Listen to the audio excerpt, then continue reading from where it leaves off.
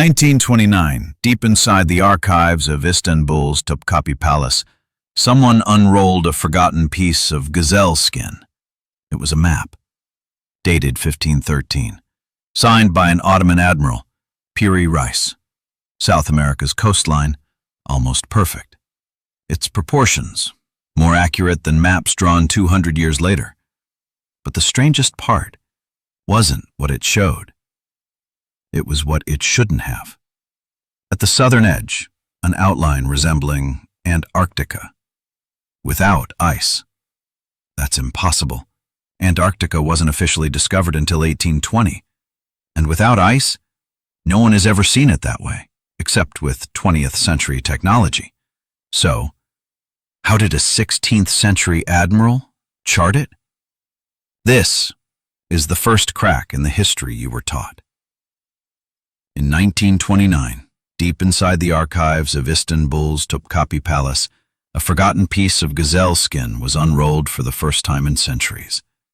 It was a map, dated 1513, signed by an Ottoman admiral, Piri Reis. At first glance, it seemed like any other Renaissance-era nautical chart. But then came the shock. The eastern coastline of South America was drawn with a precision no one expected. Rivers and bays in the right places, proportions matching modern satellite images. This was over 300 years before accurate longitude measurement was even possible. And then, at the very bottom, a landmass that shouldn't have been there. A shape strikingly similar to Antarctica. Not the frozen wasteland we know, but a detailed coastline without ice. Antarctica wouldn't be officially discovered until 1820, and its subglacial contours? We only mapped those in the 20th century using sonar and seismic surveys. Yet here it was, inked on parchment in 1513. Piri Reis wasn't a random map maker. He was an admiral in the Ottoman Navy, a man with access to the empire's most guarded navigational intelligence. In his own handwritten notes along the map's margins, he explained that he compiled it from about 20 different sources: Portuguese charts, Spanish maps, and even documents said to have belonged to Christopher Columbus. Some of these sources were captured during naval battles, when Ottoman ships seized European vessels and their cargo. The empire's strategic grip on Mediterranean trade routes meant every passing ship, merchant or military, was a potential source of geographic knowledge. But none of this explains Antarctica. Mainstream historians argue the southern landmass is nothing more than a distorted extension of South America, a common error when piecing together incomplete reports from early voyages. Longitude was notoriously difficult to measure at the time, and map makers often stretched or compressed coastlines. If that's the case, then the mystery ends there. Yet, the rest of the map is so accurate, too accurate, that dismissing the southern landmass as a simple mistake feels unsatisfying. Across the Atlantic is surprisingly correct. That level of precision suggests direct observation, meaning someone actually sailed and mapped those shores, which raises the uncomfortable question: who could have charted Antarctica's coast before it was buried under ice? Some researchers point to the possibility of ancient source maps created by a civilization with advanced seafaring skills, perhaps thousands of years ago, long before recorded history. It's a theory without hard archaeological proof, but the data point remains. A 16th century map showing something we shouldn't have known. For the Ottomans, maps like this weren't just academic trophies. The annotations include notes about exotic animals, parrots, monkeys, and valuable resources like gold and spices. This was intelligence. Knowing where goods originated meant knowing where to send ships or where to intercept someone else's. Maritime power wasn't just about controlling waters, it was about controlling information. Today, only a fragment of the Piri Reis Map survives, carefully preserved in the Topkapi Palace Museum. Scholars, cartographers, and conspiracy theorists still pore over it, each seeing a different truth. Perhaps it's simply the best of Renaissance cartography, compiled from the finest sources available at the time. Or perhaps it's a surviving piece of a much older world map, one drawn by hands that sailed to places we've forgotten. If it's just a lucky error, it's the most extraordinary one in history. And if it's not, then someone, long before Columbus, saw the world as it truly was. The question is, who and what else did they leave behind that we haven't found yet? In the 1930s, deep in the jungles of Costa Rica's Gigas Delta, workers clearing land for banana plantations stumbled on something that stopped them cold. Massive stone spheres, perfectly round, some barely the size of a baseball, others over 2 meters across and weighing up to 15 tons. They were scattered across the forest floor, half buried in the soil, as if someone had placed them there centuries ago, and then vanished. The workers tried moving them. Some were rolled into ditches, others blasted with dynamite in search of gold rumored to be hidden inside. There was none. Only solid, unyielding granite. Archaeologists arrived and quickly realized these weren't natural formations. The spheres were crafted, shaped with remarkable precision. Granodiorite, a hard volcanic rock, doesn't form this way on its own. Whoever made them had the skill to grind and smooth them into near-perfect symmetry without modern machinery. Radiocarbon dating couldn't help. Stone can't be dated directly, but artifacts found nearby suggest they were made by the Gigas culture between 700 and 1530 CE. That's centuries before Europeans set foot in Central America. The Gigas left no written records. No surviving oral traditions explain why the spheres were made. The people who created them and the meaning behind them are gone. Theories multiply. Some suggest they were status symbols marking the land of powerful chiefs. Bigger, more perfectly crafted spheres might have signaled higher rank. Others believe they were astronomical tools, aligned to track solstices or equinoxes. A few were found in deliberate arrangements, like constellations brought to Earth, but without precise alignment data for the original placements, that theory remains speculation. Transporting them poses another puzzle. Many spheres were found far from any source of granodiorite, sometimes more than 50 kilometers from the nearest quarry. Moving multi-ton stones through dense tropical terrain would have required planning, manpower, and engineering skill. Yet there are no traces of roads, rollers, or other infrastructure to explain how it was done. It's as if the knowledge of making and moving them was as carefully guarded as the purpose behind them. Similar stone spheres have been found in places like Bosnia, Scotland, and New Zealand, but none match the scale, precision, or sheer number of the Costa Rican examples. This uniqueness makes them a national treasure. In 2014, UNESCO declared several sites containing these spheres as World Heritage, recognizing their cultural and historical importance. Many now sit in museums or public parks, polished by centuries of rain, still flawless. Modern technology has added more data, but not more answers. Ground-penetrating radar and 3D mapping reveal how precisely they were shaped, but not why. Archaeologists have studied indigenous traditions, hoping for written records. Every explanation is a hypothesis, every conclusion tentative. The craftsmanship is undeniable. Shaping granodiorite requires patience and skill, using nothing more than stone hammers, wooden tools, and sand as an abrasive. It could take months or years to finish a single sphere. To devote that much time and labor, the builders must have believed these stones mattered. Whether they marked power, mapped the stars, or symbolized something spiritual, they were not random ornaments. They were deliberate, calculated, important. Today, the surviving spheres stand as silent witnesses to a vanished society. They offer no inscriptions, no clear messages, only perfect geometry carved into some of the hardest rock on Earth. We can measure them, we can admire them, but we can't yet read them. And until we can, the question remains: What idea was so important that the Dikis would carve it into stone spheres that would outlast their entire civilization?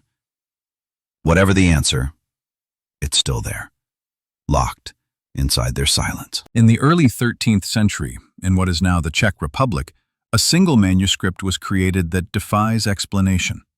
The Codex Gigas, Latin for giant book, is nearly a meter tall, half a meter wide, and so heavy it takes 2 people to lift. 620 pages of calfskin, requiring the hides of more than 100 animals. The scale alone is staggering. But what makes it infamous is not its size, it's the image buried in its center. Halfway through the book, occupying an entire page, is a full-color portrait of the devil. A crouching figure, clawed feet, talons, green skin, staring directly at the reader. No other medieval manuscript contains anything like it, especially not one that also includes the complete Latin Bible, medical treatises, exorcism rituals, and a medieval encyclopedia. The mix of sacred and forbidden content is unsettling, as if the book was meant to be everything a monk should know, and everything they should never touch.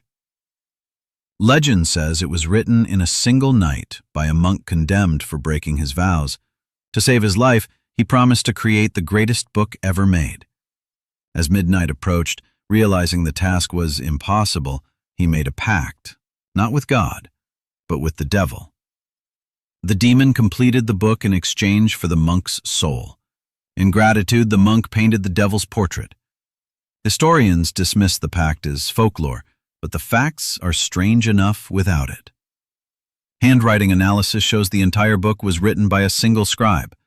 The uniformity of the script suggests decades of work, perhaps 20 years or more. No other manuscript of this size with this breadth of knowledge is known to exist from the period. Its journey through history is equally dramatic. It stayed in Bohemia for centuries, then was taken by Swedish forces during the 30 Years' War. It survived fires, wars, and centuries of storage. Today, it sits in the National Library of Sweden, preserved under strict conditions. The pages are too fragile to turn often.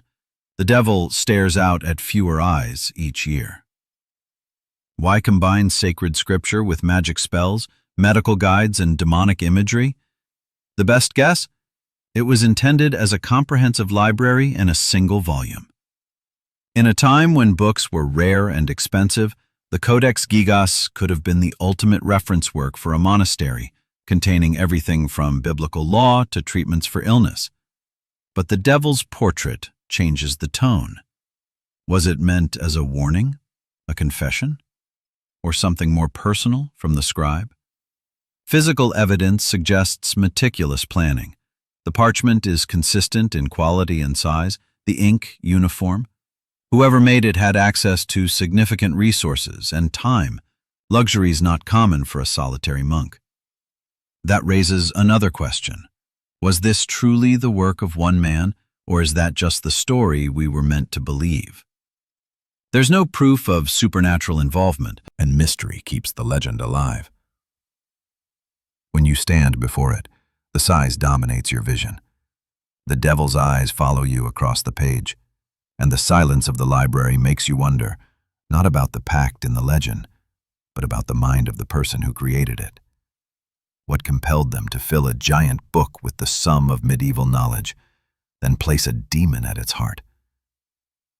In the end, the Codex Gigas is a paradox, a masterpiece of devotion and discipline, wrapped around a single image that questions both. It exists. It shouldn't. And that's what makes it impossible to forget. In 1922, when Howard Carter opened the tomb of Tutankhamun, the world saw gold, jewels, and treasures untouched for over 3,000 years. But among the opulence, there was one object that seemed almost modest, a dagger, just over 30 centimeters long, lying beside the young pharaoh's mummified body. For decades, it was overlooked. Then, in 2016, scientists subjected the blade to X-ray fluorescence analysis. The results were clear. The metal didn't come from Earth. It contained high levels of nickel and cobalt, chemical fingerprints of meteoric iron. Tutankhamun's dagger was forged from a rock that had fallen from the sky. In the late Bronze Age, iron was rarer than gold. Egypt had no smelting technology for the metal, and every known source was extraterrestrial. Meteorites were called iron from the sky and seen as gifts from the gods. A dagger made from such material wasn't just a weapon, it was a symbol of divine authority. The boy king's blade wasn't meant for battle, it was a statement. His rule was sanctioned by heaven. The craftsmanship is just as puzzling. Meteoric iron is hard and brittle. Working it without modern tools is a challenge even today. Yet the blade is flawless, polished, sharpened, perfectly shaped. The gold hilt is inlaid with crystals and a finely carved pommel. Whoever made it understood both metallurgy and artistry at an exceptional level. Where did the iron come from? No record tells us. Egypt's deserts have yielded meteorites, but trade routes extended deep into Africa and the Near East. The metal could have traveled hundreds of miles before reaching the royal workshop. Every theory has gaps. The dagger's purpose is also uncertain. Was it a ceremonial object used in royal rituals? Was it meant to accompany the king in the afterlife as a weapon of divine origin? In Egyptian belief, the journey beyond death required protection. A blade forged from the heavens would have been the ultimate safeguard. And yet, the more we know, the stranger it gets. How did artisans shape such hard metal with Bronze Age tools? Some suggest heating and hammering combined with abrasive stones. Experimental archaeology has reproduced similar results, but never with the same precision. The ancient smith who made this dagger was working at the very limit of what was technically possible for the time, and perhaps beyond it. Today, the dagger rests in the Egyptian Museum in Cairo, displayed under glass. Visitors walk past golden masks and jeweled amulets, but many pause at the small, dark blade. Its edge has dulled over the millennia, but the idea behind it hasn't. This was metal that fell from the sky, shaped by human hands, placed in the tomb of a god-king. The gold around it can be explained. The iron cannot. It shouldn't exist. Not in that time. Not with that level of refinement. But it does. And that's why Tutankhamun's dagger still cuts through history, leaving it is a length of linen, 4 meters long, barely more than a whisper of cloth. Yet on its surface is the faint image of a man, full body, front and back. Wounds at the wrists and feet. A mark on the side, as if from a spear. Traces of what looks like blood. For millions, this is the burial shroud of Jesus Christ. For others, it's one of the most sophisticated forgeries in history.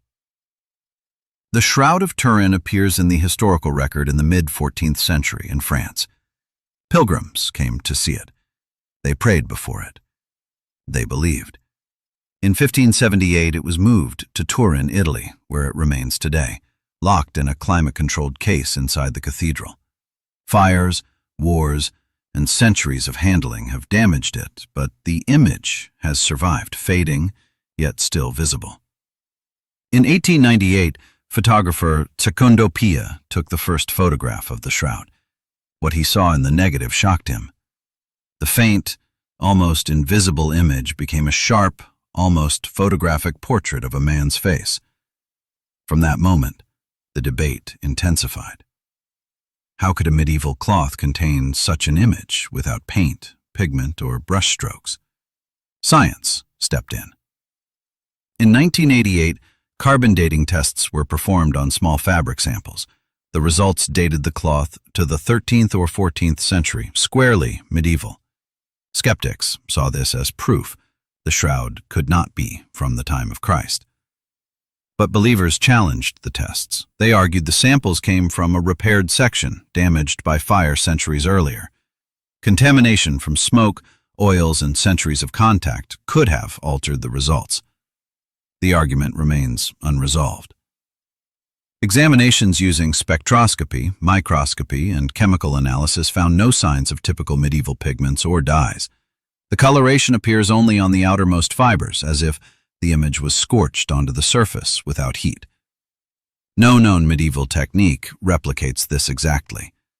Some suggest a natural chemical reaction between a decomposing body and the fabric. Others propose an early photographic process, centuries before photography was invented. No theory fully explains all the physical details. The mystery deepens because there's no solid historical trail before the 14th century. Some link it to earlier relics, like the Mandylion of Edessa, but these connections are speculative. Without documented proof, the gap remains. For skeptics, the shroud fits into a known pattern. Medieval Europe was filled with holy relics, many of them fake, created to inspire devotion and draw pilgrims. For believers, the unexplained nature of the image is reason enough to doubt the official verdict. If it's a forgery, it is one without precedent, technically perfect, unduplicated even with modern methods.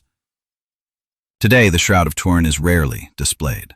When it is, tens of thousands gather to see it. For the faithful, it is a direct link. Whether it is the burial cloth of Christ or the work of a medieval genius, it sits at the intersection of faith and evidence, where belief fills the space that proof cannot. It shouldn't exist, and yet it does.